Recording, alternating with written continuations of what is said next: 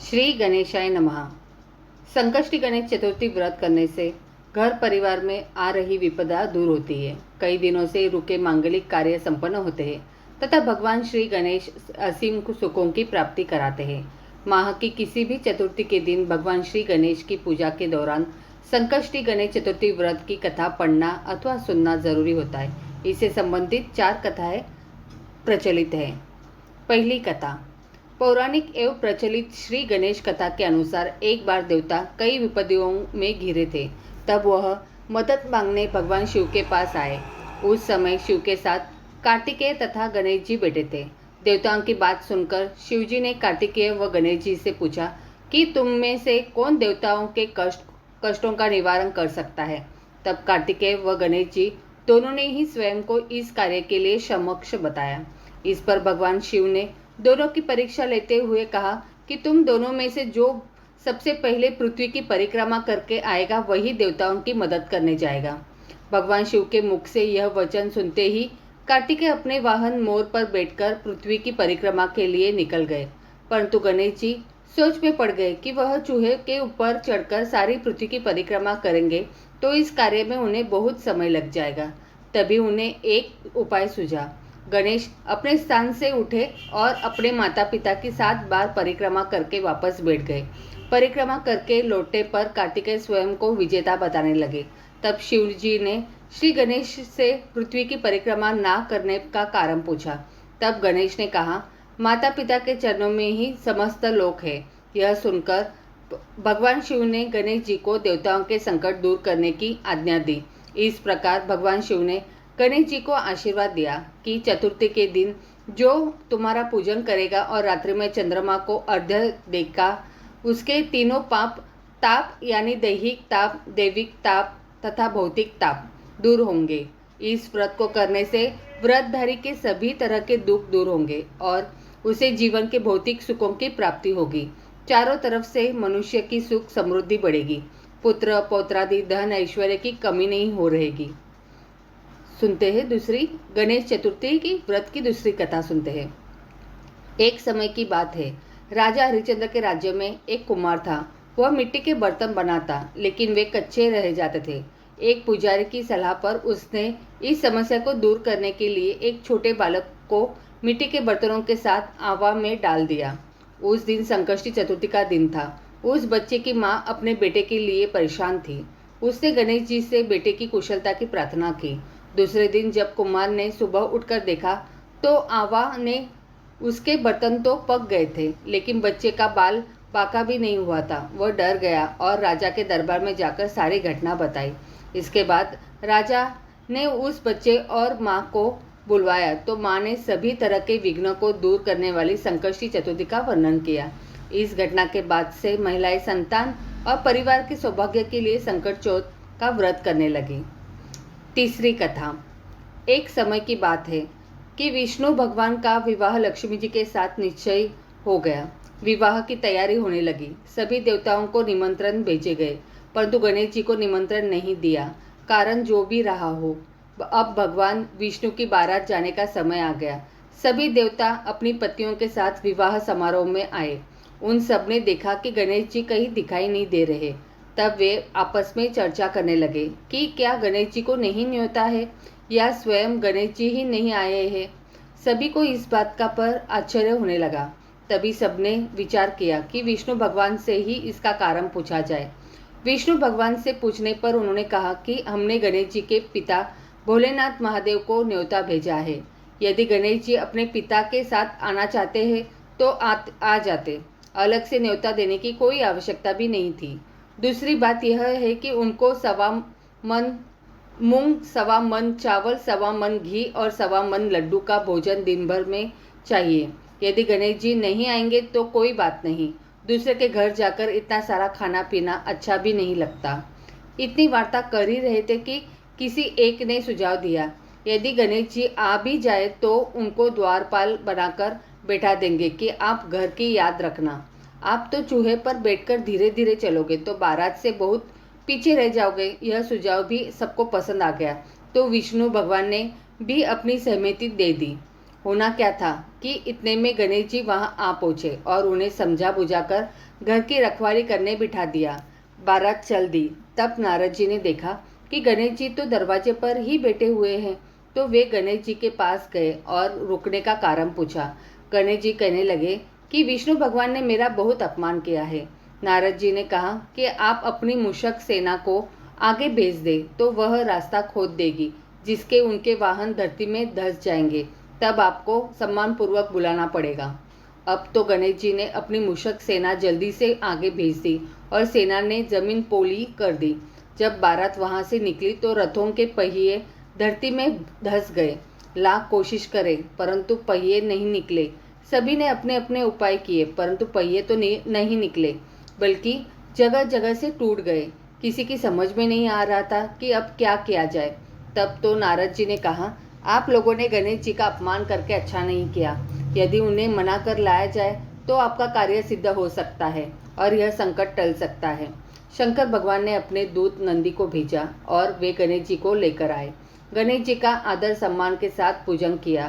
तब कहीं रथ के पहिए निकले। अब रथ के पहिए निकल को गए, परंतु वे टूटे फूटे गए तो उन्हें सुधारे कौन।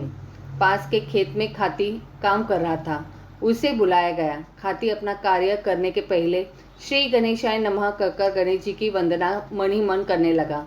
देखते ही देखते खाती ने सभी पहियों को ठीक कर दिया। तब खाती कहने लगा कि हे देवताओं, आपने सर्वप्रथम गणेश जी को नहीं मनाया होगा और न ही उनकी पूजन की होगी, इसलिए तो आपके साथ यह संकट आया है। हम तो मूर्ख अज्ञानी हैं, फिर भी पहले गणेश जी को पूजते हैं, उनका ध्यान करते हैं। आप लोग तो देवतागण हैं, फिर भी आप गणेश जी को कैसे भूल गए। अब आप लोग भगवान श्री गणेश जी की जय बोलकर जाएं तो आपके सब काम बन जाएंगे और कोई संकट भी नहीं आएगा। ऐसा कहते हुए बारात वहां से चल दी और विष्णु भगवान का लक्ष्मी जी के साथ विवाह संपन्न करा के सभी सकुशल घर लौट आए। हे गणेश जी महाराज, आपने विष्णु को जैसे कारज सारियो ऐसे कारज सबको सिद्ध कर जो। बोलो गजानन भगवान की जय। चौथी कथा। श्री गणेश चतुर्थी व्रत की पौराणिक कथा के अनुसार एक बार भगवान शिव तथा माता पार्वती नर्मदा नदी के किनारे बैठे थे। वहां माता पार्वती ने भगवान शिव से समय व्यतीत करने के लिए चौपड़ खेलने को कहा। शिव चौपड़ खेलने के लिए तैयार हो गए, परंतु इस खेल में हार जीत का फैसला कौन करेगा, यह प्रश्न उनके समक्ष उठा।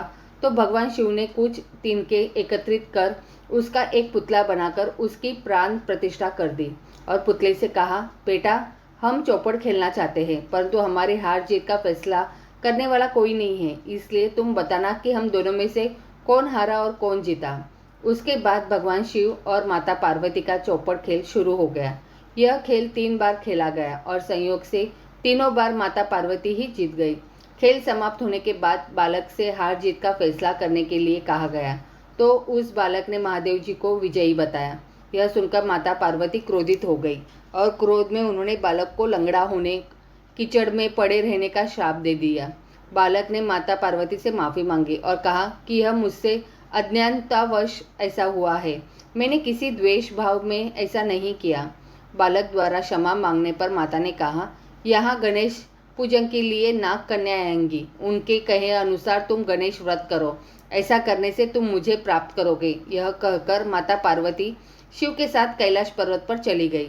1 वर्ष के बाद उस स्थान पर नाग कन्याएं आई। तब नाग कन्याओं से श्री गणेश व्रत की विधि मालूम करने पर उस बालक ने 21 दिन लगातार गणेश जी का व्रत किया। उसकी श्रद्धा से गणेश जी प्रसन्न हुए। उन्होंने बालक को मनोवांछित फल मांगने के लिए कहा। उस पर बालक ने कहा, हे विनायक, मुझ में इतनी शक्ति दीजिए कि मैं अपने पैरों से चलकर अपने माता पिता के साथ कैलाश पर्वत पर पहुंच सकूं और वे यह देख प्रसन्न हो। तब बालक को वरदान देकर श्री गणेश अंतर्ध्यान हो गए। इसके बाद वह बालक कैलाश पर्वत पर पहुंच गया और कैलाश पर्वत पर पहुंचने की अपनी कथा उसने भगवान शिव को सुनाई।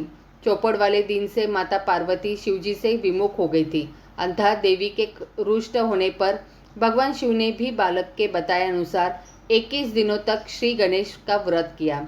इस व्रत के प्रभाव से माता पार्वती के मन से भगवान शिव के लिए जो नाराजगी थी वह समाप्त हो गई।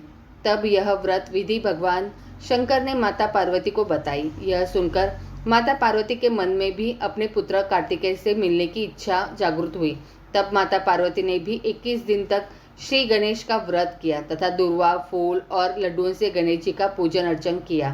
व्रत के 21वें दिन कार्तिकेय स्वयं माता पार्वती से आ मिले। उस दिन से श्री गणेश चतुर्थी का यह व्रत समस्त मनोकामनाओं की पूर्ति करने वाला व्रत माना जाता है। इस व्रत को करने से मनुष्य के सारे कष्ट दूर होकर मनुष्य को समस्त सुख सुविधाएं प्राप्त होती है। आगे सुनते हैं श्री गणेश चालीसा। जय गणपति सद्गुण सदन, कविवर बंदन कृपाल, विघ्न हरन मंगल करन, जय जय गिरजा लाल। जय जय जय गणपति गणराजू, मंगल भरन करन शुभ काजू। जय गजबदन सदन सुखदाता, विश्व विनायक बुद्धि विधाता। वक्रतुंड सुचि सुंडन सुहावन, तिलक त्रिपुंड भाल मन भावन। राजित मणि मुक्तन उर्माला, स्वर्ण मुकुट शीर नयन विशाला। पुस्तक पाणी कुठार त्रिशूल, मोदक भोग सुगंधित फूल। सुंदर पितांबर तन साजित, चरण पादुका मुनि मन राजित। धनी शिव सुवन षडानन भ्राता, गौरी ललन विश्व विखाता। रुद्धि सिद्धि तव चवेर सुधारे, मूषक वाहन सोहत द्वारे। कहो जन्म स्वरूप कथा तुम्हारी, अति सुचि पावन मंगलकारी। एक समय गिरिराज कुमारी, पुत्र हेतु तप किन्नो भारी। भयो यज्ञ जब पूर्ण अनुपा, तब पहुँचे तुम धरी द्विज रूपा। अतिथि जानी के गौरी सुकारी, बहु विधि सेवा करी तुम्हारी। अति प्रसन्न है तुम वर दीन्हा, मातु पुत्र हित तो जो तप किन्हा। मिले ही पुत्र तु ही बुद्धि विशाला, बिना गर्भ धारण यही काला। गणनाय गुण ज्ञान निधाना, पूजित प्रथम रूप भगवाना। अस कही अंतर्ध्यान रूप है, पलना पर बालक स्वरूप है। पनी शिशु रुदन जभी तुम ठाना, लखी मुख सुख नहीं गौरी समाना। सकल मंगल सुख मंगल गावही, नपते सुरन सुमन वर्षवाही। शंभु उमा बहुदान लुटावही, सुर मुनिजन सुत देखन आवही।